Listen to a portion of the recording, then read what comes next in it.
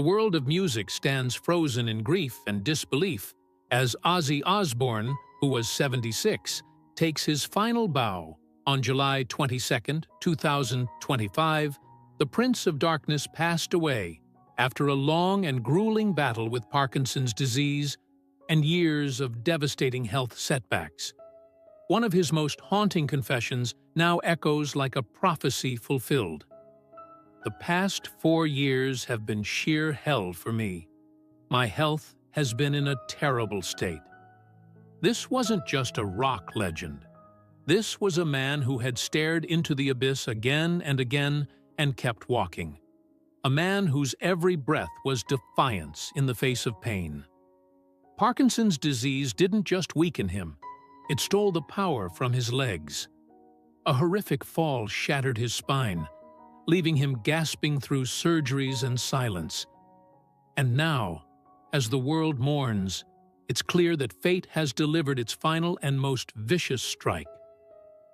Behind the shadow of the Prince of Darkness lay a soul gasping for peace, a warrior worn down by endless war. What happened to Ozzy Osbourne is not just another chapter in a tragic life. It's a revelation so painful, so heart-wrenching, it will leave you shaken long after the final note fades. Before we dive in, hit like as a simple gesture of respect for a legend who gave the world everything he had, and now leaves behind a silence more powerful than any scream. Before the roaring crowds, before the blazing lights, before the legend of the Prince of Darkness was etched into music history, there was only silence. A silence so heavy, it threatened to crush the soul of a boy who didn't grow up to dream. He grew up to survive.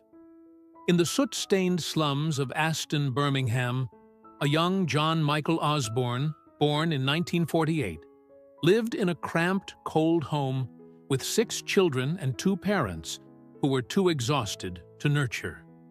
His father, worn thin by factory labor, believed emotion was weakness.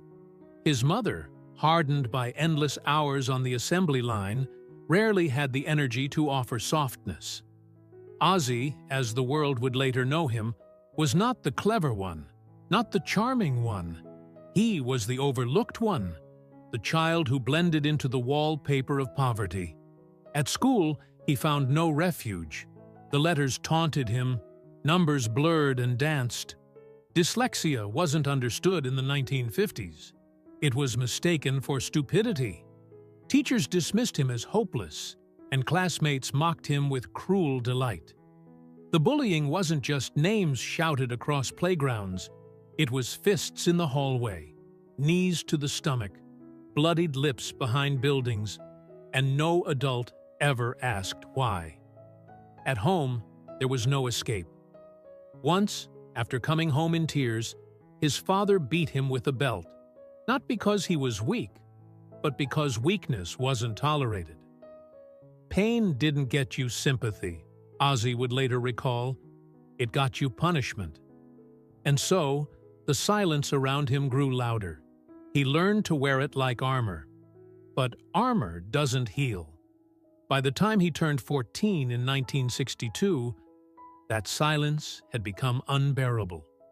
In a tiny, dimly lit bedroom, he tied a rope using his mother's washing line, climbed onto a chair, and waited for the world to let go of him.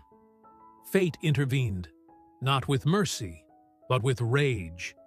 His father burst in and yanked him down, then beat him again, as though violence could beat out despair. Something in him cracked that day, or maybe something finally calcified. He stopped trying at school, stopped speaking unless required. He drifted through adolescence with the blank stare of someone already halfway gone. The sound of laughter became foreign.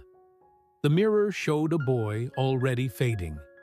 At 15, he dropped out with no qualifications, no purpose, and no plan. He worked where he could, at a slaughterhouse, on construction sites, in factories tuning car horns, but he was too distracted, too awkward, too broken for any of it to last.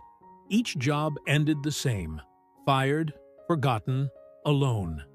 By 17, hunger gnawed at him. Not metaphorical, but real, physical hunger. His shoes had holes, his shirts hung in threads, and his hope was a crumpled thing he no longer bothered to hold.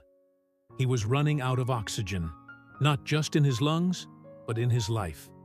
When desperation hit, it didn't whisper. It screamed.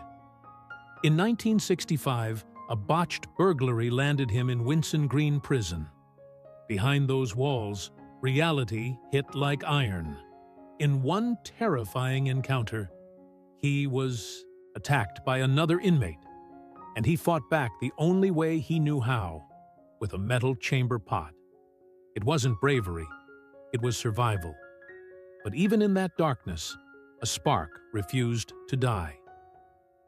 One afternoon, the Beatles' "She Loves You" crackled through a prison radio, and something ignited. For the first time, Ozzy didn't want to disappear. He wanted to be seen, to be heard, to live out loud. "That moment changed me," he would later say. "I didn't know how to play anything, but I knew I needed to be on stage. I needed to scream louder than the pain inside me." That scream became his salvation. Not success, not yet, but a reason to keep going. In that moment, in that prison, the boy who had once begged the world to let him go made a vow. He would not die forgotten in Birmingham. He would be loud. He would be terrifying. He would be unforgettable. And from that decision, a legend began to rise, not from peace or privilege, but from the ashes of despair, where pain forged a voice that would one day shake the world. The shadows of his troubled youth had barely begun to lift when something extraordinary pierced through the silence of despair. A sound, a calling that would anchor his soul for decades to come. Ozzy Osbourne, newly released from Winson Green Prison in 1965 at just 17, wasn't searching for redemption. He was simply drifting through a world that had already decided he wouldn't matter. His 6-week sentence for robbing a clothing store, a desperate act of survival more than crime, hadn't taught him any lessons, only confirmed his worthlessness in the eyes of society. He walked out of that cell not reformed, but more fractured than ever. And then, a miracle came not in the form of a savior, but a song. When he heard the Beatles' "She Loves You" crackle through a cheap radio speaker, it was as if the world cracked open. It was like hearing God speak to me through music, he later remembered, his voice distant, almost tearful. That moment didn't erase the bruises on his back or the fear in his bones, but it gave him a vision. He didn't know how, but he knew. He had to make music.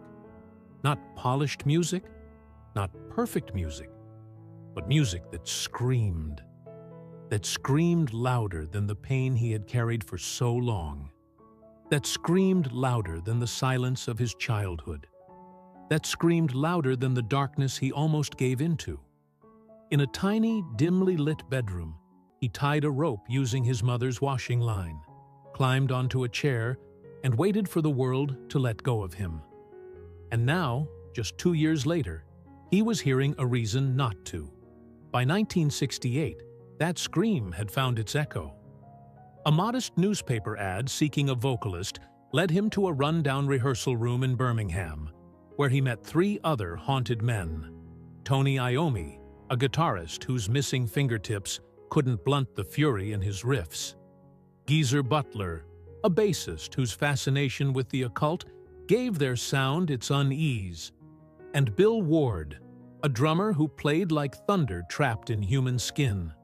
They called themselves Earth at first, but a chance encounter with a horror film marquee, Black Sabbath, sparked something more than a name. It became a purpose. "If people pay to be scared," Ozzy would later say, "why not give them music that terrifies and moves them?" They weren't trying to be famous. They were trying to survive. trying to purge something ugly and unspoken. Their songs weren't entertainment. They were exorcisms. They were agony set to distortion. They were grief turned into guitars. On Friday, February 13th, 1970, they released their self-titled debut album. The date alone, dark, ominous, almost cursed, felt like fate. Critics recoiled.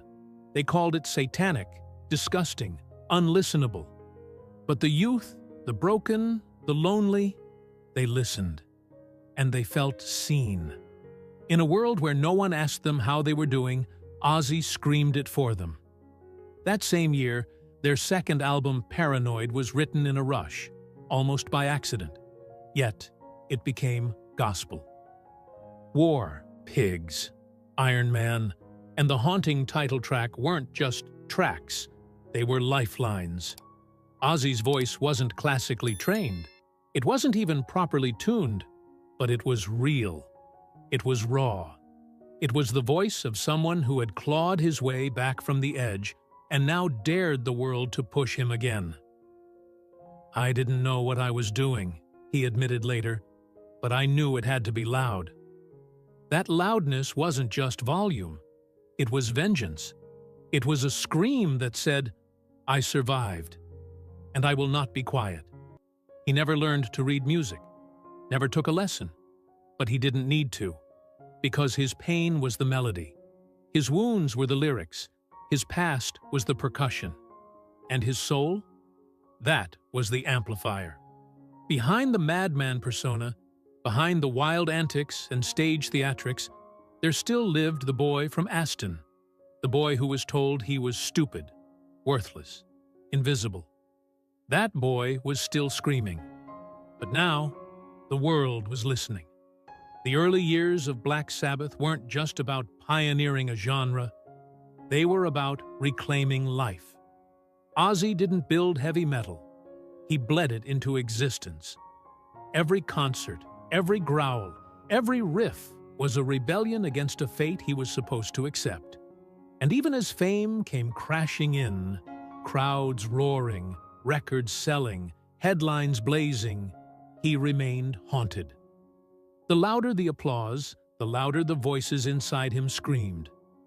The success never silenced the hurt. It only masked it.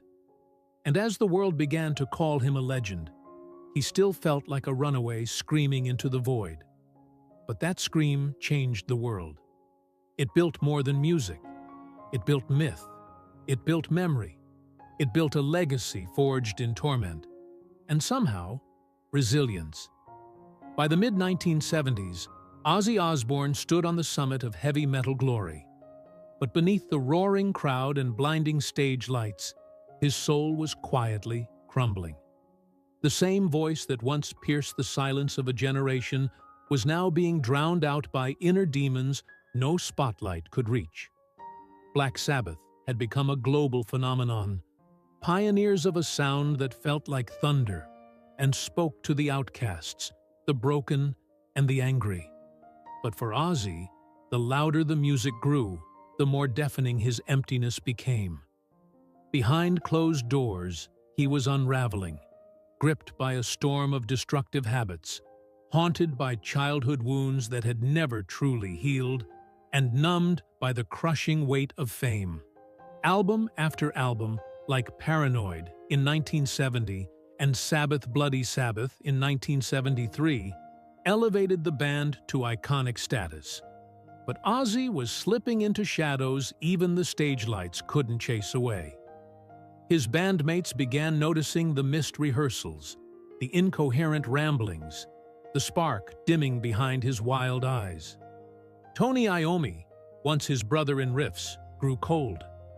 The air between them thickened with unspoken blame and exhausted silence. Then, in 1979, came the final betrayal. They fired him. Not face to face, not with dignity. They sent someone else to do it. Ozzy would later recall, with the weight of abandonment in his voice, "They didn't even have the balls to tell me themselves. That was my band." It wasn't just a career shattered, it was a sanctuary torn from him. Black Sabbath was more than music to Ozzy. It was the one place where chaos made sense, where his brokenness became power. Without it, he was exiled, discarded like a warning label. He disappeared into a Los Angeles hotel room, curtains drawn, soul drowning. "I just sat in that room," he would later confess. "I numbed myself until I couldn't feel anything. I thought I would fade away in that silence." To the outside world, he was still Ozzy Osbourne. But in that room, he was a fading echo of himself. A ghost with a pulse. A scream trapped inside the man who once taught the world how to scream. But legends don't vanish. They transform. And in Ozzy's darkest hour, something stirred in the ashes. Sharon Osbourne, daughter of Sabbath's former manager, saw more than a fallen icon. She saw a man not yet finished. She pulled him from the wreckage and whispered the impossible. "You were the magic in that band. You can do this without them." Her faith struck like lightning against wet stone. Then came Randy Rhoads, young, disciplined, and unearthly in his talent. His guitar didn't just play, it wept, soared, and screamed. To Ozzy, Randy was not just a bandmate, he was a lifeline. Together, they built Blizzard of Oz, released in 1980, an album forged not in celebration, but in survival. Songs like Crazy Train weren't just anthems, they were resurrections. Each lyric, each chord, a defiance. I am still here. I still matter. Looking back, the collapse wasn't the ending. It was the crucible. Ozzy had to be broken beyond recognition to uncover the raw, resilient fire inside. And though the road ahead would be marred with loss, grief, and battles that would leave deeper scars than fame ever could heal, this was the moment his spirit roared loudest. In his own words, "I was out of control. But somehow, I kept going. I always kept going." The bond between Ozzy Osbourne and Randy Rhoads wasn't merely musical. It was spiritual, salvational, almost celestial in nature. Randy didn't just step into Ozzy's life with a guitar. He arrived like a light piercing through a suffocating storm. For Ozzy, still reeling from the humiliation of being cast out of Black Sabbath and clinging to sanity by mere threads, Randy was proof that there could still be beauty, discipline, and purpose in a world that had grown cruel and meaningless. Randy's youth wasn't reckless, it was focused. His creativity didn't erupt in chaos like Ozzy's, but instead flowed like fire through glass, shaped and precise. Together, they weren't just creating music, they were building salvation in sound. When they released Diary of a Madman in 1981, it wasn't just a follow-up album, it was a defiant declaration. Ozzy, once discarded as damaged goods, now stood again as a force reborn. And it was Randy who helped carve that path. Ozzy once said, "Randy wasn't just a guitar player, he was my friend, my little brother, and the only reason I didn't give up." The connection ran deeper than melodies. It was the heartbeat that sustained Ozzy through a fragile rebirth. On stage, they were electric. Ozzy, raw and unhinged, and Randy, controlled and transcendent. Offstage, they were laughter and philosophy, late-night talks and mutual respect. Ozzy was in awe, not just of Randy's talent, but of his soul. He had this grace, Ozzy recalled, like he knew he didn't have forever, so he made every note count. There was an unspoken urgency to their collaboration, a shared understanding that lightning doesn't strike twice, and when it does, you honor it. But storms never last. And somewhere deep down, in the calm before devastation, Ozzy would later admit he felt it. That eerie stillness before fate decides to be cruel again. They were flying too high. It wouldn't last, and when it broke, it wouldn't crack gently. It would shatter everything. On the morning of March 19th, 1982, the nightmare Ozzy never saw coming arrived with the silence of a scream trapped in the throat. While on tour in Leesburg, Florida, the band made a routine stop at a property owned by their bus driver. There, a small private plane sat idle, a toy of temptation on a restless morning. The driver, a licensed pilot, decided to take it for a joyride. Randy Rhoads, always curious and calm, climbed aboard with makeup artist Rachel Youngblood. It was meant to be harmless, a loop in the sky, a bit of thrill before the next long drive. Ozzy stood below, watching, smiling faintly, perhaps already haunted by a shadow he couldn't name. The plane made 2 passes, but on the third, the unthinkable happened. A wing clipped the band's tour bus. In an instant, the aircraft spiraled, plummeted, and erupted into flames upon impact. Randy Rhoads was gone, 25 years old. A comet extinguished in daylight. Ozzy ran toward the wreckage, screaming Randy's name until his voice cracked and broke. The flames weren't just fire. They were finality. He collapsed beside the wreck, shaking, weeping, unable to comprehend what lay in front of him. For hours, he was inconsolable. For days, he couldn't speak. And for weeks, he lived in a blur of numb disbelief. "I lost a part of myself that day," he said later. "It wasn't just Randy's body in that fire. It was my hope, my music, my reason to keep breathing." The man who had been pulled from ruin by a friend was now dragged back into darkness by fate. And this time, the fall felt bottomless. Even Sharon couldn't reach him at first. The shows were canceled. The laughter stopped. The house went quiet. It was as if the universe itself had silenced the melody. Randy's death didn't just break Ozzy, it hollowed him. And though time would force him to keep walking, a part of his soul forever remained in that burning wreck, on that unforgiving morning in March. Ozzy watched in horror as a small plane carrying Randy exploded in a fireball before his eyes. In that instant, a piece of Ozzy died too. For weeks, he vanished into silence, unable to speak, unwilling to eat, drowning himself in alcohol just to numb the loss. He later said, "Losing Randy was like losing a part of my soul. I didn't want to live. I didn't want to play music. I didn't want anything." It wasn't just grief, it was emotional paralysis.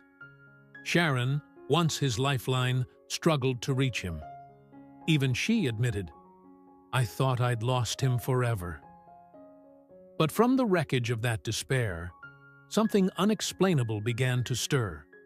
Ozzy began to write again, not to move on, but to remember.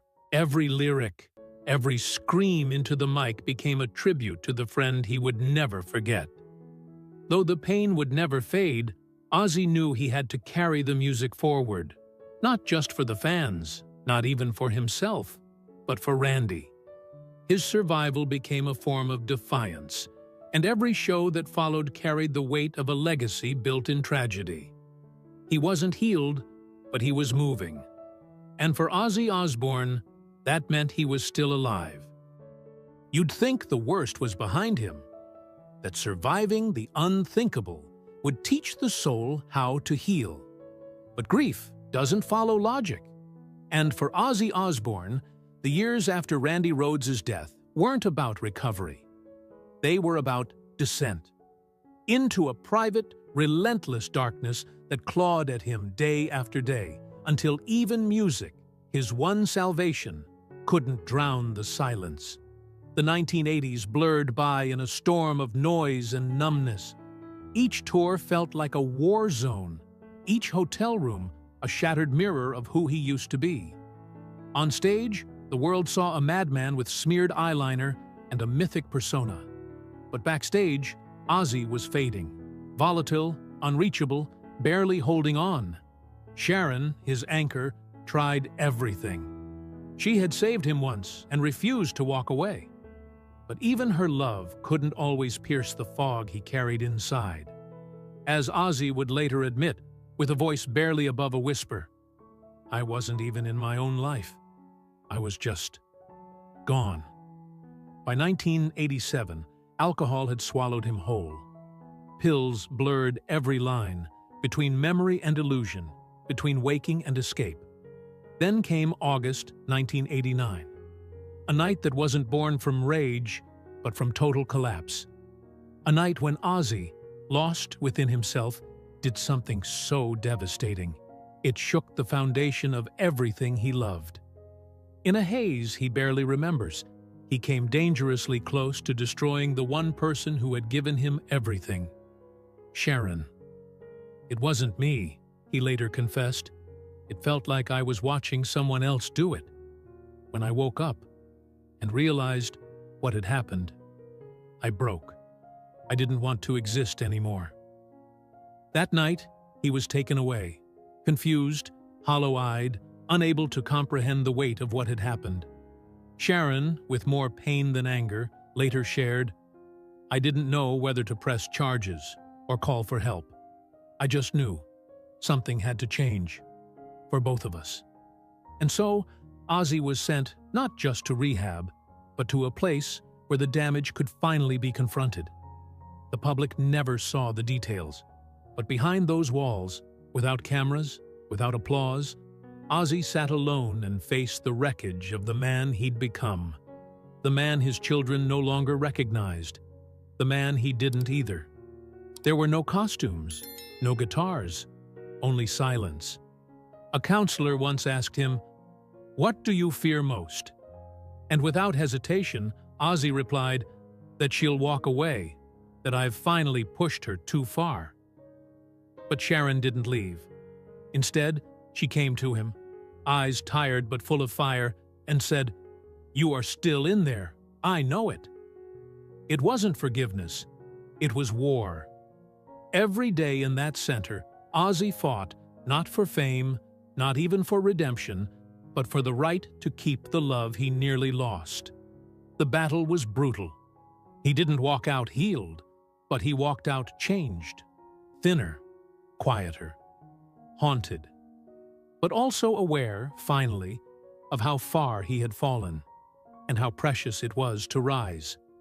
Years later, in his own words, he would say, "That was when I realized I couldn't keep falling and pretend it was flying. I had to choose to live." After the storm came not peace, but a silence so heavy it pressed down like grief itself. A silence not of calm, but of vacancy. Ozzy Osbourne, stripped of bravado, stripped of performance, stood at the edge of the life he'd wrecked, uncertain whether the man he once was still existed beneath the debris. In 1989, after the harrowing night when he nearly lost himself to the darkest version of who he had become, when the woman who had saved him became a victim of his unraveling, Ozzy was arrested and sent not to prison, but to a psychiatric facility. It wasn't condemnation. It was his final reprieve. Inside those walls, there was no music, no lights, no screaming crowds. There was only a man, hollowed by guilt and drenched in shame, who barely spoke for weeks. The iconic voice of heavy metal had become a whisper in a dim hallway of recovery, echoing only with regret.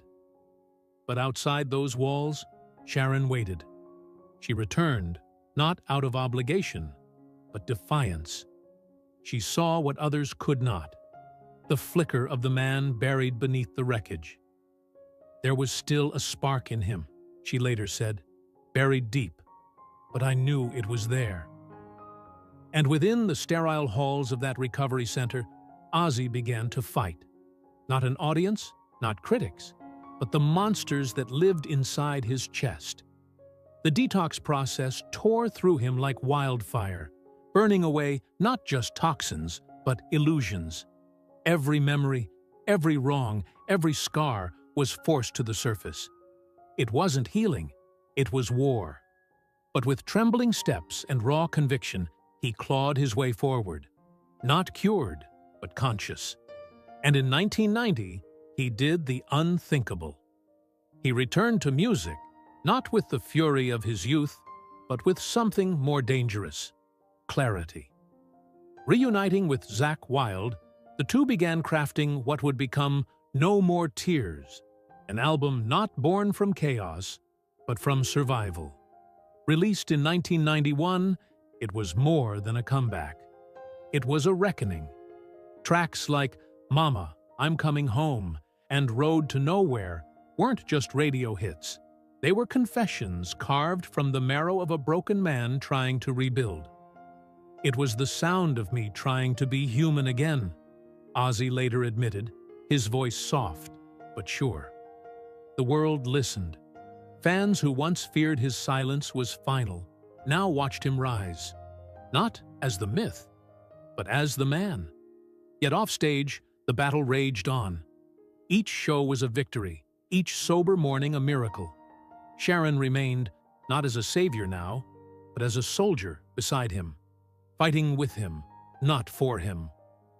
I owe her everything, Ozzy confessed. She saved my life not once, but every single day. Their marriage, once trembling under the weight of madness, evolved into a testament of endurance, flawed but unbroken. During the early 1990s, Ozzy threw himself into work, as if afraid to stop moving. He toured relentlessly, released more music, and even announced a farewell tour in 1992.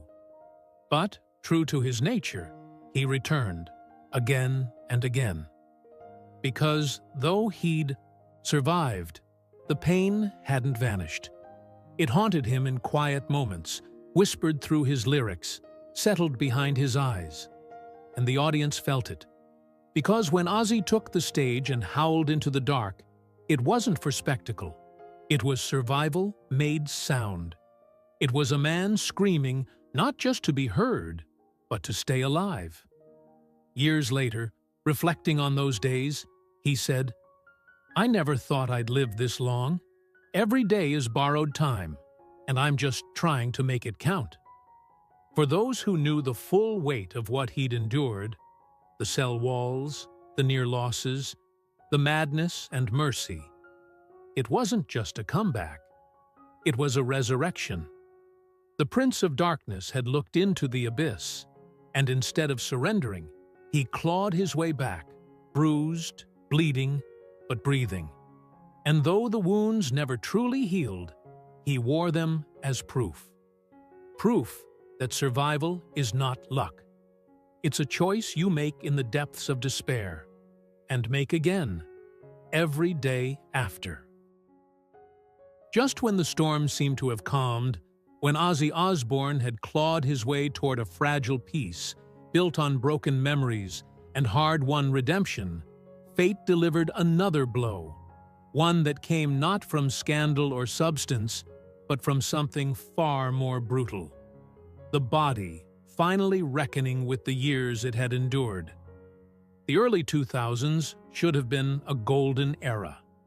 His music was being rediscovered by a new generation, and the Osbournes, a chaotic, unscripted look into his home life, turned him from metal legend into a lovable cultural icon. Gone was the distant Prince of Darkness, now replaced by a confused but oddly endearing father who fumbled with TV remotes and wandered through his kitchen in mismatched clothes. The show debuted in 2002 and exploded in popularity, making Ozzy a household name in homes that had never even heard a single Black Sabbath riff. But behind the surreal domestic fame was a man still walking a tightrope. In his 50s now, Ozzy bore the weight of a lifetime lived on the edge. His joints stiff, reflexes slow, and health becoming increasingly unpredictable. Then, on December 8, 2003, the thread snapped. A casual ride across his estate on a quad bike turned catastrophic when he lost control of the vehicle, which flipped and slammed him violently into the earth.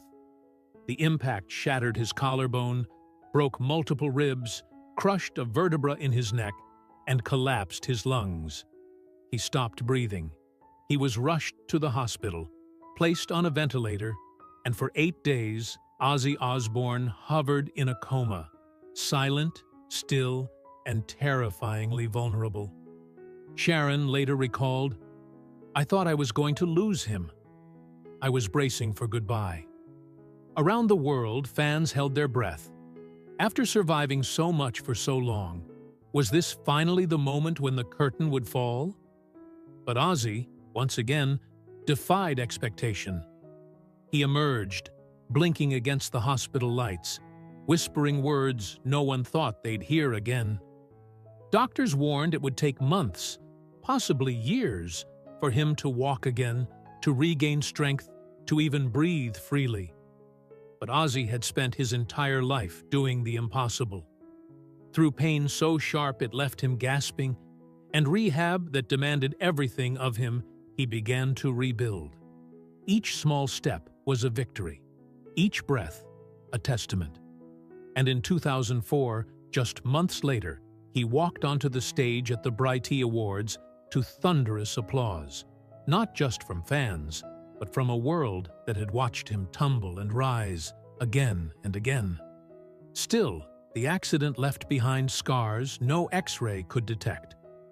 Chronic pain became a constant whisper, and some days, even moving was a mountain. "I wake up, and it hurts," Ozzy admitted, "but I'm still breathing. That's enough." It's this quiet, weary resilience, less a roar now and more a low, stubborn growl, that defines Ozzy's later years. His strength doesn't come from loud guitars or pyrotechnics. It comes from refusing to stop, even when everything hurts, from daring to rise again when staying down would be easier. He had turned survival into an art, and pain into poetry. And as he stepped back into the spotlight, slower but unbowed, one thing became clear. Some legends don't burn out. They outlast the fire. Just when Ozzy Osbourne believed he had endured every torment life could inflict, when the storms seemed to have passed and the scars had finally settled into silence, the year 2019 descended with a merciless cruelty that eclipsed even his darkest days.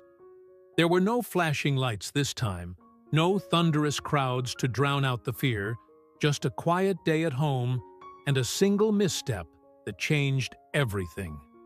One fall, seemingly minor, became a catastrophe. The very metal rods that had been fused into his spine after the near-fatal quad bike crash in 2003 were dislodged in an instant. It was as if the past had returned, not with memories, but with vengeance, ripping open wounds both physical and emotional, dragging him back into a kind of agony that defied description. Ozzy later whispered in an interview, voice barely steady, that it was pain beyond anything I've ever felt. A statement chilling in its weight, coming from a man who had already endured a lifetime of torment. But the fall was not the end. It was only the beginning of a new, cruel chapter. Not long after, doctors delivered a second, soul-crushing blow, a diagnosis of Parkinson's disease, a silent, relentless enemy that didn't strike all at once, but eroded, slowly, cruelly, the very core of what it meant to move, to stand tall, to be free. For Ozzy, who had once commanded the stage with uncontainable energy and fire, it felt like the theft of his identity. The tremors began, his balance faltered, and then came the public confession, raw and unfiltered. "I can't walk properly these days. I'm just wobbling." No masks, no rock star persona, just a man stripped down to truth. His words carried not just honesty, but heartbreak. This wasn't simply a diagnosis, it was a reckoning. The world that once watched him defy death now saw him face something more intimate, time itself. "These past few years have been sheer misery," he said, in his final years, the words heavy with fatigue and sorrow. "The pain, the fear, the sense of losing control. It wasn't theatrical. It was real. Sharon stood beside him, just as she always had. But even her unwavering devotion couldn't stop the quiet advance of the illness that slowly, mercilessly changed the man she loved. And through it all, Ozzy battled not only his body, but his guilt. He had hidden the truth from fans for a time, worried not for his image, but for their hearts. He didn't want to disappoint the very people who had given him strength across decades. But when the truth came out, the world didn't recoil. It reached back. Fans rallied. They saw not weakness, but incredible strength in the man who dared to bear his suffering. And still, despite the chaos in his bones, the tremble in his voice, he created.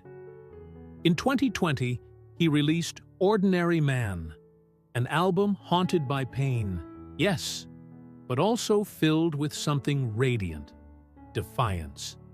It wasn't just music. It was a statement carved in grief and grit, saying, "I'm still here. I still have something to say." Ozzy Osbourne's fight was never just for music. It was for meaning, for the right to keep going when everything screamed to stop. Every step he took, now with canes and aching joints, was a rebellion. Every note he sang, a protest. And though there were surgeries, endless hospital stays, and moments where even he admitted he wasn't sure he'd stand again, he never surrendered. "I'm not ready to hang up my mic yet," he declared at the time. And in that sentence was everything: fire, memory, hope.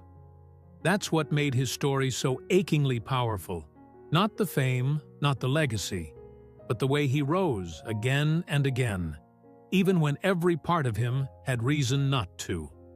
In the final stretch of his life, Ozzy Osbourne, worn by time but never erased by it, reminded the world of one final truth.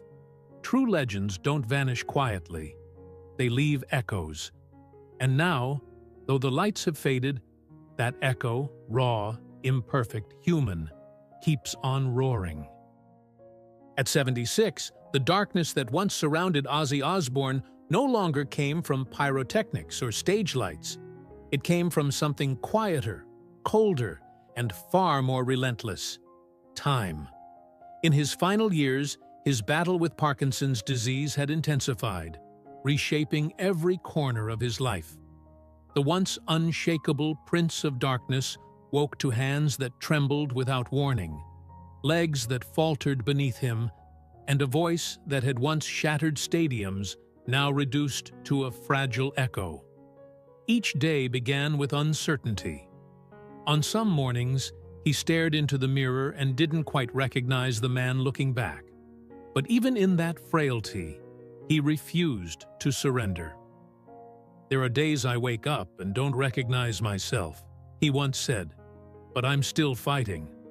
I'm not done yet."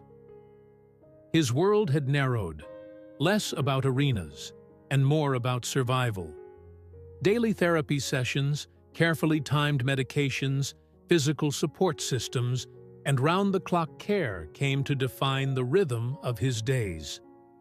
Sharon, the woman who had stood by him through every collapse and every resurrection, remained at his side. Not just a partner, but his pillar of strength. Their home in Buckinghamshire was no longer just a home. It became a sanctuary, adapted to meet the needs of a man who once roared across stages, but now moved with quiet caution. Railings lined the hallways, ramps replaced stairs, and every corner whispered of adaptation. And yet, within those walls, Ozzy still chased fragments of who he had been. On better days, he would sit in the garden, headphones on, listening to the riffs that had built his world. Sometimes, he stepped into his home studio, not to record for fans, but to remember the man who had once lived inside the music. Though his body grew weaker, his mind remained sharp. He still joked, still cursed, still surprised interviewers with flashes of dark humor and profound honesty. When he spoke of death, it was without fear. "It's just the next tour," he once said, but without the sound check. That was Ozzy, irreverent, defiant, even in decline. But beneath the bravado lay a quiet acceptance. He had canceled all remaining shows. The stage was behind him. And yet, in true Osbourne fashion, he refused to let that be the final note. Instead, he crafted his farewell with grace and grit, a quiet exit for a man whose life had been anything but. His legacy, now etched in pain and perseverance, continues to resonate louder than any encore. Ozzy no longer performs, but in that final stretch of life, in each breath, each memory, each whispered lyric, he proved one final truth. Legends don't die with the music. They live on in the silence that follows. On July 5th, 2025, something happened that felt less like a concert and more like a closing prayer for a generation. Ozzy Osbourne, flanked by the original members of Black Sabbath, returned to the very soil that gave birth to the legend, Birmingham. They called it Back to the Beginning, but what unfolded felt more like the edge of an ending. Over 40,000 fans packed the arena, while nearly 6 million more watched from across the world. The moment Ozzy appeared, slowly, leaning on a cane with Sharon by his side, the crowd fell silent. Not out of restraint, but reverence. It wasn't just a performance. It was a farewell forged in tremors, both physical and emotional. His voice cracked with age, his hands shook, but when the first notes rang out, time blurred. Every lyric bled with memory, every riff felt like a resurrection. "This is it," he whispered, and you could hear hearts break in unison. "This may well be the last time I ever stand on a stage," he said later. Not with sorrow, but with serene finality. That night, the curtain didn't crash. It floated down, soft as dusk, on a career carved in thunder. And true to form, Ozzy didn't just exit. He elevated. Every dollar from the concert, a staggering $190 million, went to causes that mattered deeply to him. Cure Parkinson's, Birmingham Children's Hospital, and Acorn Children's Hospice. It wasn't merely a parting gift. It was a final vow that even in physical decline, he would remain a force for light. In the final weeks of his life, though the spotlight no longer chased him across stages, Ozzy still reached his fans, no longer through mayhem and pyrotechnics, but through quiet moments of honesty. On the Osbournes podcast, he and Sharon pulled back the curtain on their lives, trading raw truth for performance. And when he wasn't behind a mic, he was in the garden, with grandchildren curled at his feet, telling stories of a world that once roared, about bats and madness, love and recovery, darkness and redemption. But by then, those tales weren't about chaos. They were about what it takes to survive it. In the twilight of his journey, before he left this world on July 22nd, 2025, Ozzy Osbourne gave us one last lesson, the same one he had lived his entire life. Legends aren't built in the noise. They're proven in the silence that follows. And even when they fall, they rise in the echoes they leave behind. At this quiet juncture of his journey, where stadium roars had long been replaced by soft garden winds and family voices, Ozzy Osbourne found himself surrounded not by fame, but by legacy, one embodied by the children who had inherited not just his name, but fragments of his soul. Amy Osbourne, his eldest, born in 1983, chose to walk a solitary path, rejecting the glare of reality television to nurture her own music under the moniker ARO, proving that silence can be as powerful as any scream. Kelly Osbourne, born in 1984, became the mirror of Ozzy's resilience, irreverent yet graceful, outspoken yet grounded. A singer, designer, and media personality, she honored her father's impact with every step she took, even as she fiercely built a space all her own. Jack Osbourne, the youngest from his marriage with Sharon, emerged from reality TV adolescence to become a serious documentary producer, often delving into the mysterious and supernatural. But beyond his career, Jack became his father's steady presence, accompanying him to hospital visits, overseeing business decisions, and helping to carry the weight of a legacy too heavy for one man alone. From Ozzy's first marriage to Thelma, Riley came Jessica and Louis, two names that remained outside the public spotlight, but very much within the constellation of Ozzy's world. While they kept their lives private, their connection to the family never frayed. Ozzy's bond with all his children, especially Kelly and Jack, pulsed through his public moments, whether at events, in interviews, or in rare family photos that captured not just affection, but something deeper, a generational bridge of survival. And as he slowly receded from the stage that once defined him, they became not just his bloodline, but the keepers of his fire, the stewards of a myth that refuses to die. Perhaps the most powerful chapter in Ozzy's twilight wasn't in the music he left behind, but in the intention he put forward. Long gone was the man who equated riches with freedom. At over $220 million net worth as of 2025, Ozzy saw his fortune not as an empire, but as a compass. In early 2024, he finalized his will, not in fear of the end, but in reverence for the life he somehow survived. Sharon and the 5 children would inherit his estate, with clearly structured trusts for his grandchildren's health and education. But what distinguished this will from any rock star cliché was what lay beyond the bloodlines. A vast portion of his estate was allocated to the causes that once saved him when nothing else could. Mental health initiatives tailored for musicians, addiction rehabilitation programs, education grants for working-class youth who dream in chords and distortion, and even lifelong funding for animal rescue shelters. Because even in chaos, Ozzy always loved the quiet loyalty of dogs. "They gave me back to myself," he once wrote in a private note, now attached to the will. "So I owe them the rest of me." Sharon confirmed that this note would be read aloud when the time came. An echo of a man who once screamed into the void and now leaves behind a vow. In a final act of devotion, Ozzy requested that royalties from his solo work continue to feed these causes long after he was gone. "Music saved me. Maybe it'll save someone else," he said.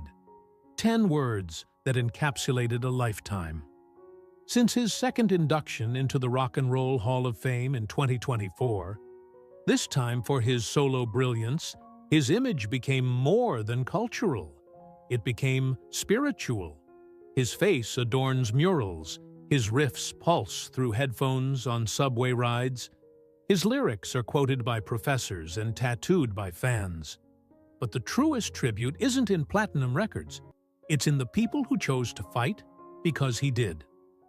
Ozzy Osbourne, the madman who once bit bats and defied death, now rests, at peace, no longer raging against the dying of the light. He faced it and walked into it, not with fear, but with a heart full of memory and defiance. If these words stirred something in you, if a part of your youth or pain or survival is somehow tied to the sound of his voice, leave a comment, share a memory, or simply say thank you. Because Ozzy's legacy isn't just a history of chaos, it's proof that even the most broken souls can leave the world burning brighter than they found it. Rest now, Ozzy. May the noise finally fade, and may the silence bring you peace. Now, in the place he's gone to, there is no more pain, no more surgeries, no more Parkinson's, only light distant echoes of guitars, and a timeless realm where legends no longer have to fight. Rest easy, Ozzy. You've earned this peace after a lifetime of screaming through agony and living with all your heart for those who had lost their way.